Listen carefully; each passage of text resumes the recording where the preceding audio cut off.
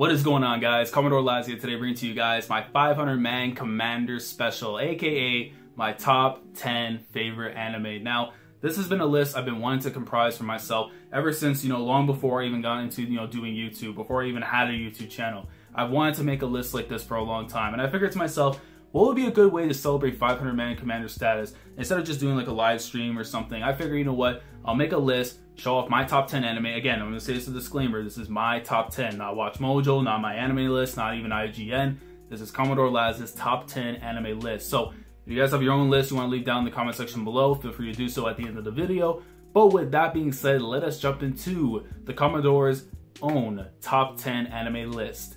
Let's go.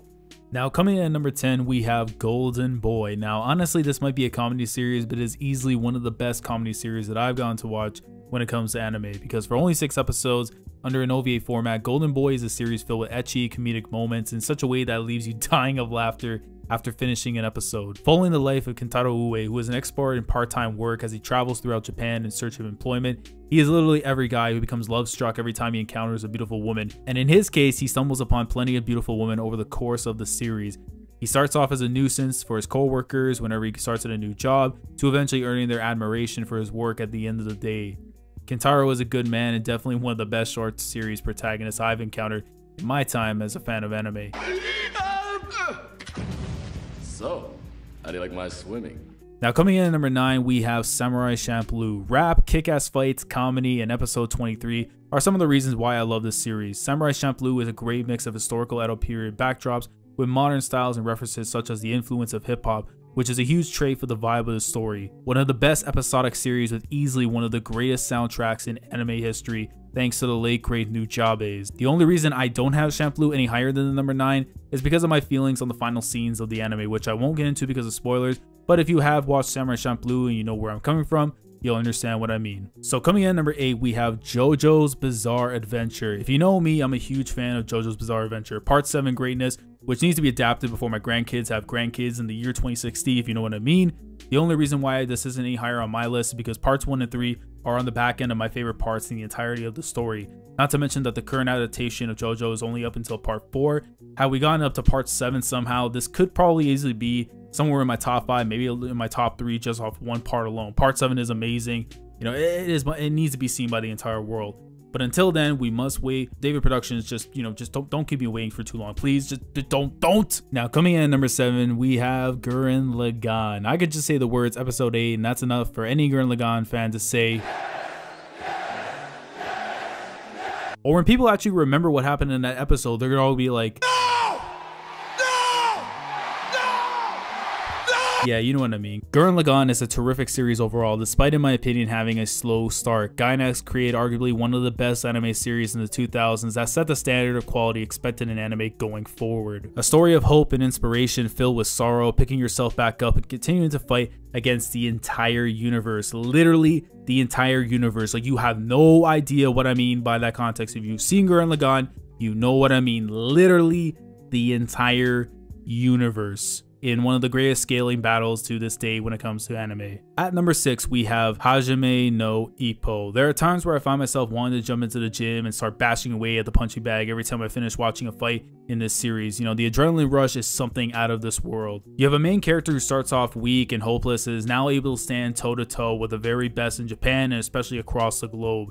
Not to mention, the cast of characters help create a dynamic connection for the viewer whenever fights are solely focused on Makunochi Ippo. Just give me episodes 71 through 76 of season 1, 20 through 26 of New Challenger, and 22 through 25 of Rising. I'll just die a happy man if I get those episodes. Jumping into the top 5, we have Yu Hakusho at the 5. Yoshihiro Togashi has had quite the career, crafting 2 of arguably Shonen Jump's biggest series published. Studio Period adapted a series that's still talked about as one of the very best to this day. With a likable, badass main character named Yusuke Urameshi, alongside his comrades battle many different types of demons on a daily basis. This series is also best remembered for having 2 of the most memorable arcs in shonen anime, with the Dark Tournament and Chapter Black.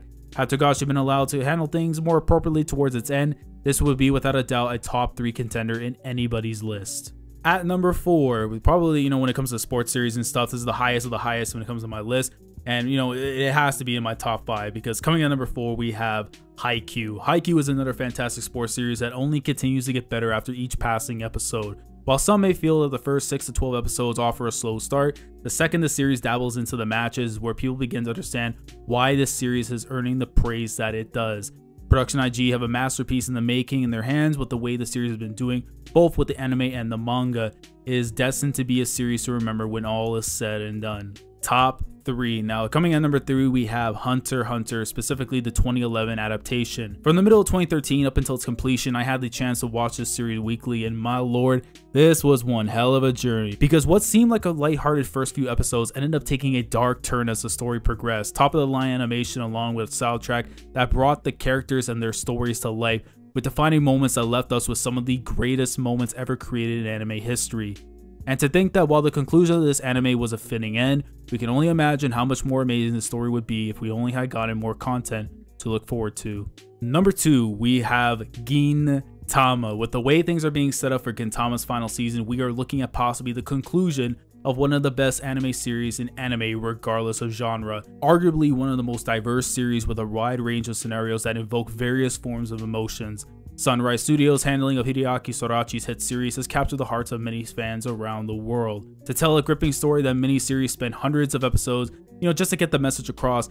At times, Gintama is able to do that in as short as 7 episodes. And if you know what 7 episodes I'm talking about, you already know about that Gintama greatness, baby. Now, coming in at number 1 is the only series that I can just think of right now at the top of my head that I feel is worthy of being the number 1 anime on my list, my personal favorite anime, and that is Full Metal Alchemist Brotherhood. Maybe it's the nostalgia that's clouded my mind, but I just can't think of any other series that I'd rather put at the number 1 position other than Brotherhood. 2011 was a huge year for me in terms of finding myself. Falling back into both wrestling and anime that year is something that I'll never forget. Edward Elric is my favorite protagonist in anime because of how much I relate to him, since I myself am the eldest brother in my family, and in fact, it was because of him that I learned to appreciate the value of family. This series has some of the best animation art I've seen in anime, countless adventures in pursuit of the Philosopher's Stone in order to reverse a tragedy that took place long ago, tons of amazing characters that offer their own story or struggle that becomes just as engaging as Ed and Al's story, fights that range from good to greatest of all time, with the best fight not even involving the main character himself. If you're able to do that and have an anti-hero and a villain, that's all I'm gonna say, man. That's all I'm gonna say. I don't want to spoil that, but it's one of the best fights of all time. I felt every emotion possible from watching the series, and the conclusion of it all, my god, the emotions just begin to return just from the mere thought of it. Studio Bones owns a masterpiece of an anime,